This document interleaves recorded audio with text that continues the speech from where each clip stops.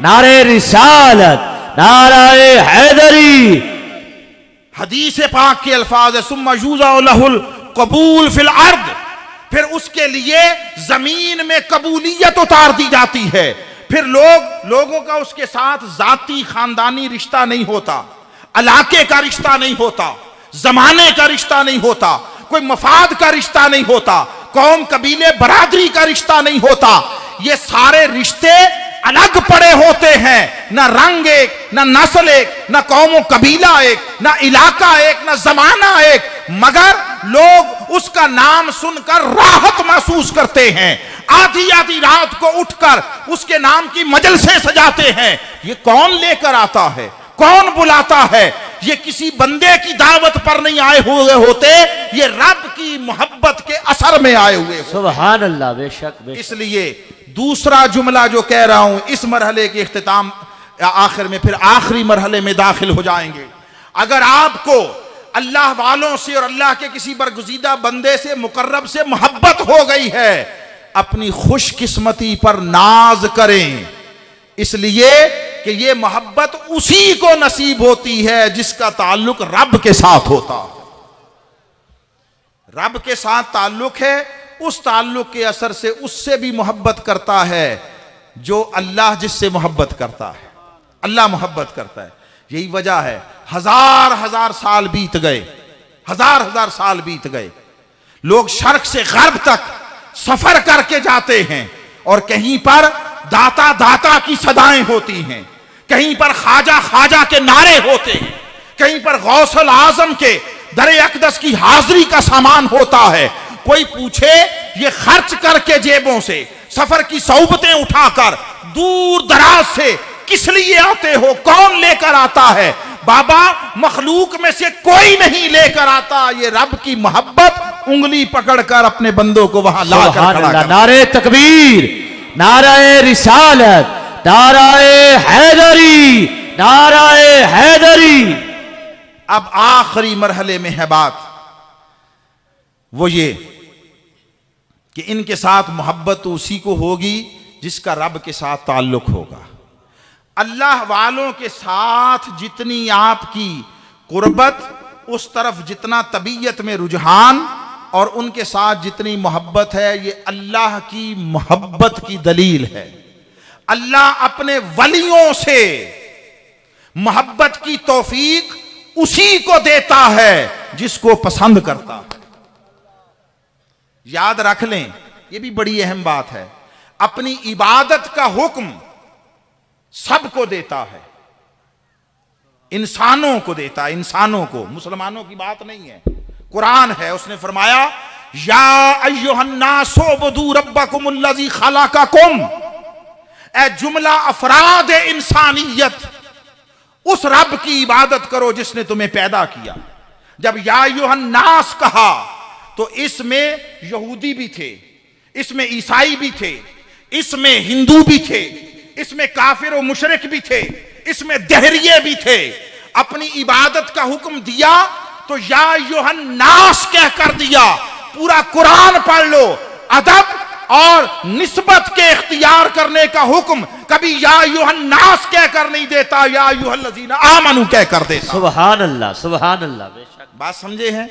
अपनी इबादत इंसानों से मांगता है, मगर अपने महबूबों, नबी हो या वली, उनके साथ मोहब्बत फकत ईमान वालों से मांगता है, क्योंकि ये ऊंची शय है। अब वो बात कि ये इस दर्जे पर पहुंचते कैसे, जो वली हैं वो यहां तक पहुंचते कैसे हैं, वो नुस्खा आपको बता देता हूं, जो हमने सारी जिंदगी बैठ उठकर सुनकर समझा है, वो आपको आखिर में राज की बात बता देता हूं, यहां तक पहुंचते कैसे हैं। सुन लें, सिर्फ इबादत, मेहनत, मुजाहदा, कसरत रियाजत, इससे कोई इस दर्जे पर नहीं पहुंचता, कोई नहीं पहुंचता।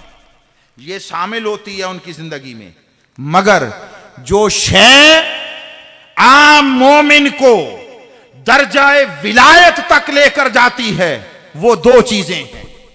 पहली शय अपनी जात की नफी और ख्वाहिश नफ्स से दस्तबरदारी। मैं ये चाहता हूं, ये उनकी जिंदगी से निकल जाता है, मैं निकल जाती है, उनकी अपनी जाती पसंद नापसंद निकल जाती है। वो अल्लाह की बात करते हैं, कोई गाली दे तो गाली का जवाब गाली से नहीं देते, अपने ऊपर तोहमत लगे उस पर किसी को जवाब नहीं देते, जबान बंद होती है, खुले तो फकत दुआ देते हैं, फकत दुआ देते हैं निस्बत मुस्तफा से, हुजूर की सुन्नत से, बस अपनी जात को खत्म कर देते हैं, मिटा देते हैं। ये पहली शय है विलायत की तरफ ले जाने वाली, और दूसरी शय वो है खिदमत मखलूक खुदा, अपनी जात की नफी और मखलूक खुदा की खिदमत। ये दो चीजें हैं जो आम इंसान को पकड़कर दर्जाए विलायत तक पहुंचा देती। हजरत बाबा फरीद रहमहुल्लाह ताला अलैह पाकपतन शरीफ वाले, उनकी हयात ज़ाहरी का ज़माना है। कोई मौलवी साहब थे, उन्होंने बड़ा इल्म हासिल किया, बड़ी किताबें पढ़ ली, पढ़ पढ़ कर अल्लामा तो दहर बन गए, और फिर जब अपने तई सारा कुछ पढ़ चुके तो कभी किसी एक आलिम के साथ बैठते, बात करते और 2 मिनटों में लाजवाब कर देते, किसी और के पास जाते कि भाई चलो जरा अपना इल्म टेस्ट करें और जाहिर करें।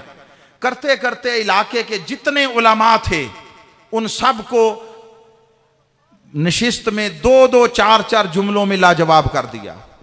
कहा कोई बड़ा आलिम हो, बड़ा, जिसके साथ कोई बात करें, बहस करें, कोई मजा आए।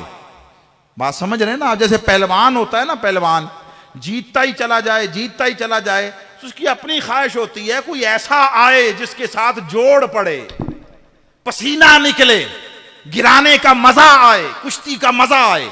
जिस तरह जिस्मानी कुश्तियां हैं इस तरह ज़हनी और इल्मी कुश्तियां भी हैं। प्रॉब्लम ये है, मसला ये है कि मेहराब व मिंबर पर ज़हनी इल्मी कुश्तियां करने वाले बैठ गए, पहलवान बैठ गए, अपने नफ्स का कुश्ता करने वाले न रहे, नफ्स को मिटाने वाले न रहे। तो वो सारे इलाके में जब हर किसी को हरा चुके, लाजवाब कर चुके, वो पूछा कोई ऐसा आलिम भी कोई बंदा है जिसके साथ जरा बात करने में मजा आए, कोई जोड़ पड़े। तो किसी ने कहा वो अजूदन के करीब वो दरिया के किनारे जो बाबा फरीद है उनसे बात करो। और हम ये समझते हैं, ये ज़िमनन बात कह रहा हूं, हम समझते हैं ये जो बाबे लोग हैं ना, बाबा शायद पढ़े लिखे नहीं होते, इन्हें कोई दीन का इल्म नहीं होता, ऐसे साधुओं की तरह बैठकर जोगियों वाला हाल बनाकर बस अल्लाह अल्लाह करते हैं, फिर 4 आदमी इनके अकीदतमंद हो जाते हैं तो ये वली कहलाने लगते हैं। हमें खबर नहीं है कि ये लोग ज़ाहरी उलूम में भी उस दर्जे के हामिल होते हैं कि वक्त के बड़े बड़े अल्लामा इनकी जूतियां उठाने के काबिल नहीं। ये बाबा बुल्ले शाह, ये हजरत बाबा फरीद, ये हजरत सुल्तानुल आरिफीन, कभी हयात ज़ाहरी का मुताला करके देखो। जिन 4 किताबों को पढ़कर हमें हमारा नफ्स टिकने नहीं देता, उन्होंने वो किताबें बचपन में बहुत पीछे छोड़ दी। ये इल्म के समंदर पीकर जज्ब करने वाले लोग हैं। सुभान अल्लाह, सुभान अल्लाह। ये बाबा फरीद अपने शेख हजरत ख्वाजा कुतुबुद्दीन बख्तियार काकी अलैहि रहमत के हुक्म से पूरी दुनिया का सफर करके आए। ये मावराउन नहर, ये ईरान, इराक और सारा सऊदीया तक, और वापसी पे इनकी मुलाकात हुई है हजरत फरीदुद्दीन अत्तार अलैहि रहमत से, तज़किरतुल औलिया के मुअल्लिफ। और उन्होंने अपने मुरीदों को बाहर भेजा ये कहकर, उठो इस्तिकबाल करो, फरीद हिंदी आया है। वो भी फरीद थे, ये भी फरीद थे, कहा फरीद हिंदी आया है। इन्होंने कोई मकतब और मदरसा नहीं छोड़ा जहां से इल्म ना हासिल किया। बाबा बुल्ले शाह कोई किताब ऐसी नहीं जो उन्होंने ना पढ़ी हो, मगर पढ़ पढ़ कर जब हकीकत आशना हुए तो फिर फरमाया, इल्मो बस करियो यार, तेनू इक्को अलिफ दरकार। हाय हाय, बस एक अलिफ से यारी कर लो। समझते हैं अलिफ? अलिफ से यारी कर लो, अलिफ से यारी कर लो, बेड़ा पार हो जाएगा। तो किसी ने कहा वो बाबा फरीद के पास जाओ। बाबा फरीद के पास आ गए मौलवी साहब, और आकर बैठे। सलाम दुआ के चंद मिनट के बाद बड़ी आजिज़ी और मिस्कीनी तारी करके, जैसे तरीका होता है, समझ रहे हैं मेरी बात, आजिज़ी और मिस्कीनी तारी करके कहने लगे, हजरत वो कोई 2-4 सवालात हैं, कोई जवाब नहीं मिल रहे, अगर आप रहनुमाई फरमा दें। आपने फरमाया पूछो। उसने अपने 3-4-5 सवालात जो थे पेश कर दिए। हजरत बाबा फरीद ने सुना, सुनकर नजरें झुकाई, चेहरा नीचे किया और खामोश होकर बैठ गए। 2-4-5 मिनट गुजरे, 10 मिनट गुजरे, 20-25 मिनट, आधा घंटा गुजर गया, कोई लफ्ज नहीं बोले। अब उनके खुलाफा में अजीम उलमा बैठते थे, तो एक आलिम जो खलीफा भी थे, उन्होंने जब देखा कि बाबा जी तो बोल नहीं रहे, तो उन्हें अपने अंदर खिफ़त, शर्मिंदगी सी महसूस हुई कि मेरे शेख हैं और वो खामोश बैठे हैं, तो ये बाहर जाके पता नहीं क्या कहेगा, पीर बना फिरता है, आता कुछ नहीं है। तो उन्होंने कहा, मौलवी साहब इधर आ, मैं तेरे सवालों के जवाब देता हूँ। हजरत साहब से क्या कहते हो, तेरे पहले सवाल का ये जवाब, दूसरे का ये, चौथे का ये, 5वें का ये जवाब दे दी एक जुमले में। अब वो मौलवी साहब ने देखा, भाई जिन इनके तो खलीफा इस दर्जे के हैं, उनका हाँ ठीक है मैं आता तो उन्हें भी था, वो तो चेक करने के लिए पूछ रहे थे, इम्तिहान लेने के लिए। जब ये जवाब मिल गए, कहा ठीक है मेरी तसल्ली हो गई, इजाजत दें। शर्मिंदगी में शर्मिंदा से उठे, इजाजत ली, चला गया। वो चलकर बाहर निकला गली से, हजरत बाबा फरीद अपने उस खलीफा से कहने लगे, उठो मेरी मजलिस से निकलो और दफा हो जाओ और दोबारा अपना चेहरा ना दिखाना। जिसने मौलवी के सवाल का जवाब दिए थे, कहा उठ के दफा हो जाओ और शक्ल ना दिखाना और दोबारा हमारी मजलिस में ना आना। वो हक्का बक्का हैरान, पांव पे गिर गया, हुजूर मुझसे क्या गलती हुई? फरमाया, तुम क्या समझते हो, जो उसने पूछा था हमें आता नहीं था। मैं एक बात बता रहा हूं जो गुर की बात है। कहा जो उसने पूछा तुम क्या समझते हो, आता नहीं था। वो सारे जमाने में हर किसी को लाजवाब करके खुश होता था कि मैं बड़ा आलिम हूं, जितना इल्म मेरे पास है किसी के पास नहीं।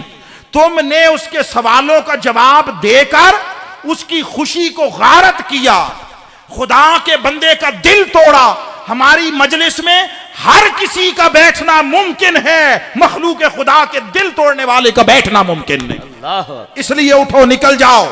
उठा दिया, वो पांव पड़ गया, हुजूर माफी नहीं करूंगा आइंदा। फरमाया, एक शर्त है, एक शर्त। पूछा क्या? कहा वो जिसका दिल तोड़ा है और वो शिकस्ता दिल वापस गया है, उससे जाकर माफी मांगो, वो आकर हमारे सामने तुम्हें माफ कर दे तो अपनी मजलिस में बिठा लेंगे। अब बात समझे हैं? यहां किसी से कोई पूछे बात, सवाल आता हो, कोई चुप रहता है? अगले की इज्जत के लिए, भरम के लिए कोई चुप रहेगा? नहीं चुप रहेगा। अगले का चाहे बेड़ा गर्क हो जाए, हमने अपनी इज्जत का वो जो है परचम बुलंद करके रखना है। बस यही फर्क है औलिया अल्लाह में और गैर औलिया में। वो अपनी ख्वाहिश नफ्स तो कुजा, अपनी इज्जत नफ्स भी कुर्बान कर देते हैं मखलूक खुदा की खुशी के लिए। सुभान अल्लाह, सुभान, उनकी खिदमत के लिए। सो वो खलीफा गए, उठकर ढूंढ लिया, जाकर जाते हुए पांव पकड़े, माफी मांगी।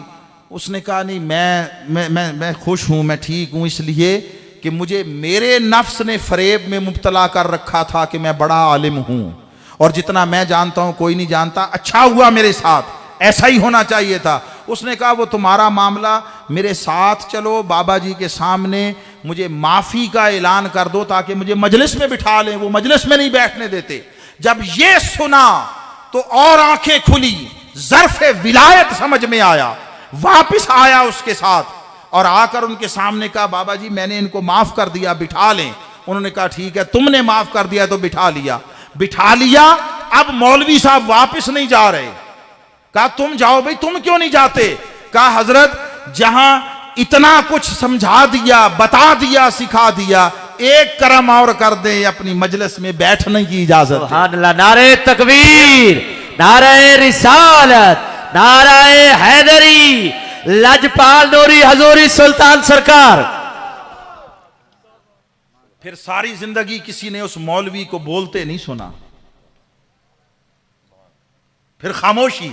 समझ आ गई कि इल्म लफ्जों तकरीरों का नाम नहीं है, इल्म जज्ब का नाम है, इल्म ज़र्फ का नाम है, तब इल्म नाफे बनता है।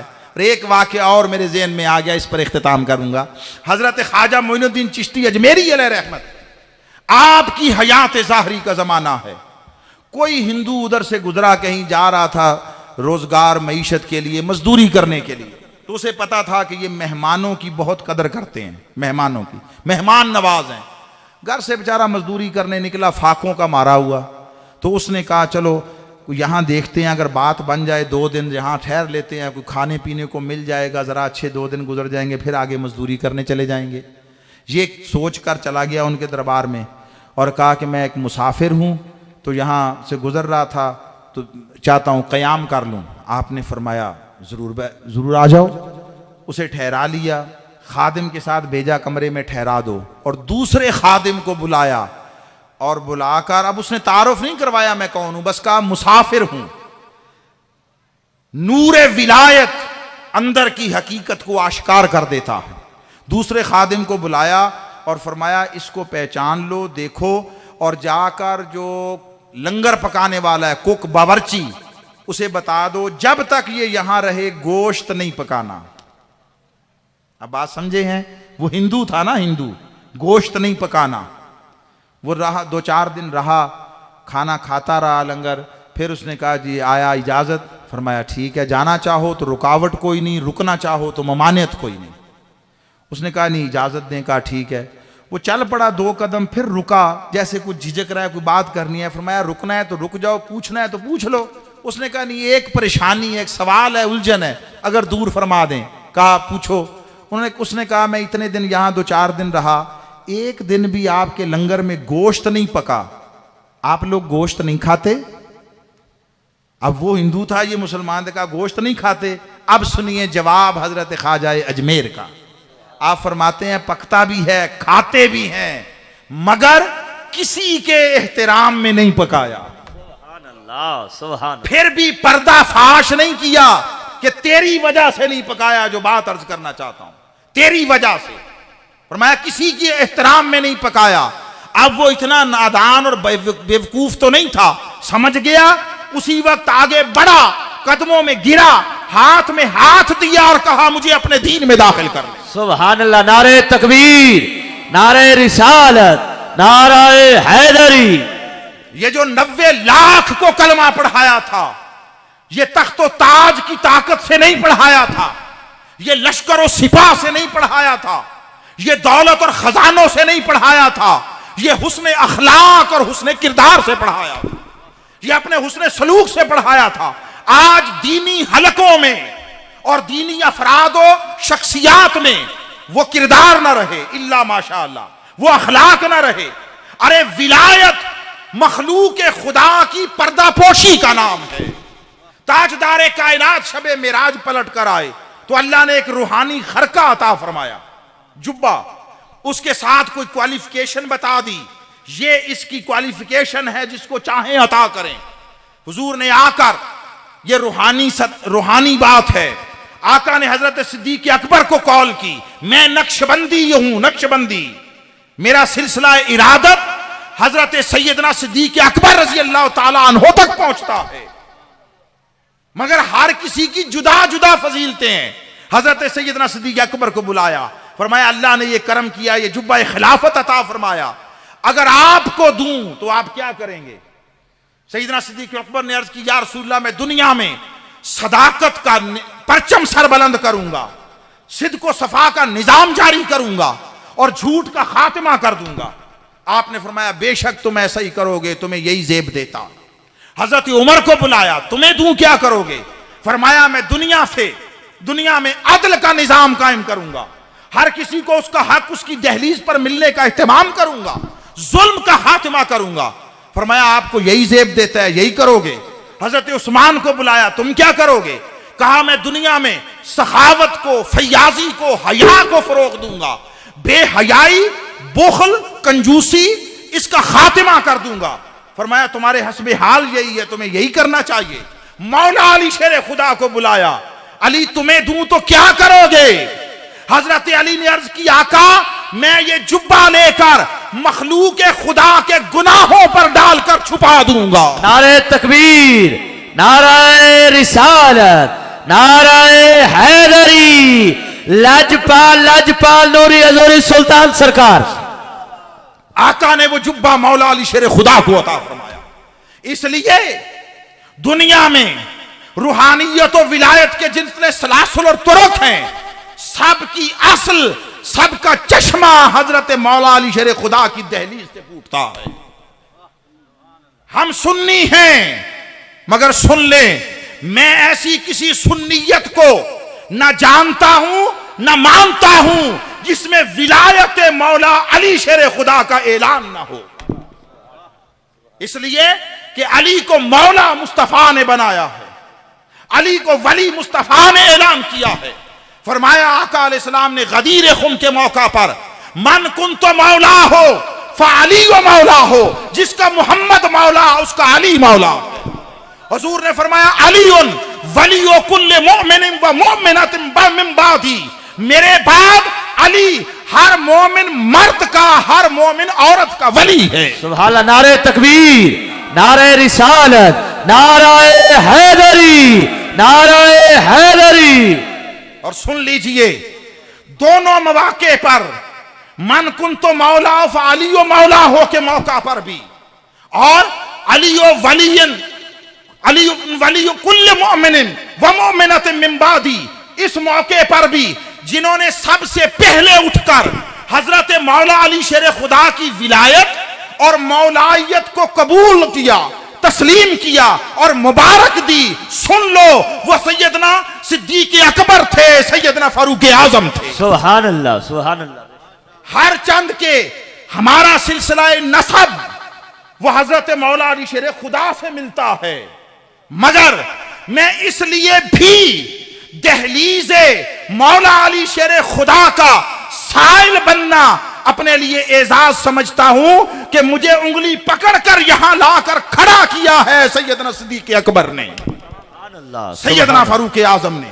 इसलिए लोगों, विलायत अली, उसका साहिबान, अपने ऊपर साहिबान के नीचे आ जाओ, औलिया की दहलीज के भिखारी बन जाओ, इनके दामन से वाबस्तगी इख्तियार करो।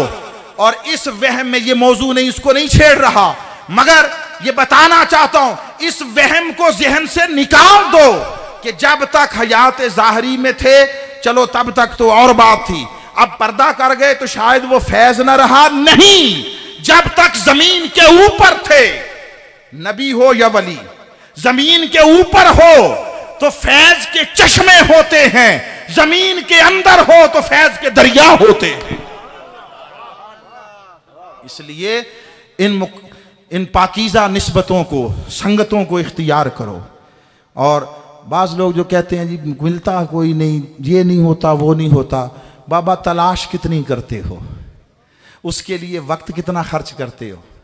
रोज़गार के लिए सारा वक्त है, घर बार के लिए सारा वक्त है, कारोबार के लिए सारा वक्त है, कितना वक्त है जो खालिसतन अल्लाह की रज़ा के लिए कभी आकर इनकी सोहबतें में बैठे हो, सुभान अल्लाह, कभी आकर बेगरज होकर अल्लाह की खातिर, अल्लाह को राजी करने के लिए इनकी दहलीज पे आओ और इनकी दहलीज पे बैठकर अल्लाह से उसकी रजा मांगो।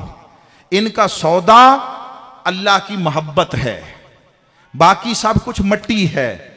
कोई आ जाता है मुझे बीमारी से शिफा हो, कोई आता है रोजगार नहीं है, शादी हो जाए, औलाद हो जाए, कारोबार अच्छा हो जाए, ये सब चीजें इनकी दहलीज के बाहर पड़ी होती हैं। अंदर जो सौदा लिए बैठे होते हैं वो अल्लाह की मोहब्बत और मारिफत का सौदा होता है। खुशबख्त हैं वो लोग जिन्हें इनकी संगतें, इनकी मोहब्बत, इनकी कुर्बत नसीब हो गई, और जिन लोगों को फिर खिदमत की तौफीक मिल गई, वो सारे अहबाब हजरात जो इस दरबार शरीफ की तामीर और तज़ीन व आराइश में शरीक व शामिल हैं, वो मुबारकबाद के मुस्तहिक हैं। उनमें फिर एक हमारे मोहतरम मुशफ़िक मेहरबान हाजी नूर मोहम्मद साहब थे, उन्होंने भी इस काम शायद इब्तदाई उन्होंने की और बड़ी आगे तक पहुंचाया, और लोग उनके शरीक रफ़ाक़ाए कार जितने अल्लाह ने उन्हें तौफीक दी, सो अपनी ज़िंदगी में कुछ वक्त इधर के लिए निकालें, बेगरज होकर आएँ, अल्लाह की खातिर आएँ, फिर देखें आप बेतलब हो जाएं, आपकी झोली भर जाएगी, बेतलब हो जाएं अल्लाह की खातिर। फिर देखें कैसे खजानों के मुंह खुलते हैं। रब्बे जुल जलाल इन पाकीज़ा संगतों को दुनिया, कब्र, क़यामत और जन्नत में हमारा मुकद्दर बना दे। और आका अलैहिस्सलाम ने फरमाया कि क़यामत का दिन होगा जब सारा वो मजमा लगा होगा, अल्लाह वलियों से फरमाएगा भाई आप तो हिसाब किताब के बगैर उधर जन्नत की तरफ चले जाएं ना। तो ये वली अल्फाज सुने, आका ने फरमाया तुम अपने हक के लिए दुनिया में एक दूसरे के साथ क्या झगड़ा करते हो जो ये वली अल्लाह की बारगाह में झगड़ा करेंगे। मोहब्बत भरा झगड़ा, इसरार, जैसे बच्चे कभी जिद करता है ना, इसरार करता है माँ बाप से, इस तरह अल्लाह की बारगाह में बच्चों की तरह जिद करेंगे, इसरार करें। किस बात पर? वर्ज करेंगे मौला हमें तो फरमा दिया कि जाओ तुम उधर जन्नत की तरफ, अभी जन्नत में जाना है। वो जो हमारे साथ बैठा करते थे, वो जो हमारी तरफ आया करते थे, हमारे साथ नमाजें पढ़ा करते थे, हम दुनिया में सामने न थे तब भी आकर मजलिसें बपा किया करते थे, उनका क्या बनेगा? वो हमारे साथ तवक्कुआत, उम्मीदें रखते थे, उनका क्या बनेगा? अल्लाह फरमाएगा अच्छा अगर ऐसा है जाओ जिस जिस को पहचानते हो हाथ पकड़ो, अपने साथ जन्नत में ले जाओ बगैर हिसाब व किताब के।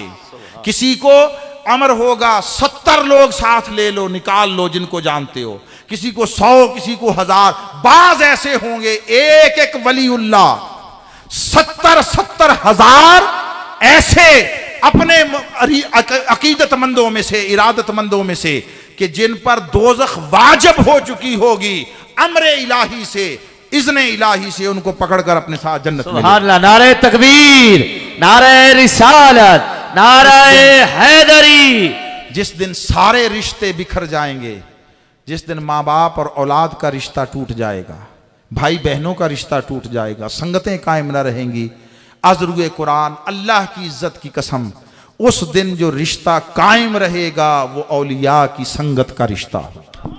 जिस दिन माँ बाप छोड़ देंगे उस दिन अल्लाह का वली आपको बेयारो मददगार नहीं छोड़ेगा। जिस दिन कोई आपका बाँ बेली नहीं होगा उस दिन ये बाँ पकड़ेंगे। उसी पर ख़त्म कर रहा हूँ जो शेर उन्होंने कहा था कि लजपाल परीत नू तोड़ दे नहीं, हाय हाय, लजपाल परीत नू तोड़ दे नहीं, यदि बाँ फड़ लेंदे फिर छोड़ दे नहीं।